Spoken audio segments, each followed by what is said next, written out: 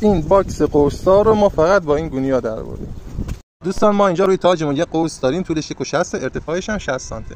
این لقمه ها رو 10 سانتی زدیم و قطر 3 سانت اومده بیرون و باکس روش هم 10 میخوره. تیکه اول سرامیک ما 13 سانت گرفتیم که 3 سانتش توی قوس از بین بره. دو تا سرامیک به هم چسبوندیم با یک مداد هم روش. خیلی راحت یک گونیا درست کردیم و میندازیم زیر قوس و خیلی راحت خط میکشیم، قوسمون در میاد. بعد از اینکه قوس اول درآوردیم، قوس اولمون رو که درآوردیم با اون گونیایی که درست کرده بودیم، قوس بعدیمون رو دقیقاً طبق متراژی که داریم 10 سانت با مداد و متر در میاد. قوس بالامون هم در اومد. تیکه بعدی رو دقیقاً میذاری پشت تیکه قبلی و خط عمودش رو میزنی و با همون گونیا و مداد قوس رو در میاری.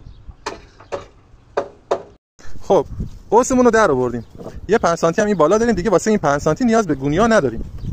فقط کافیه نیممون رو بندازیم پشت این 10 سانتی پایین و خط بکشیم.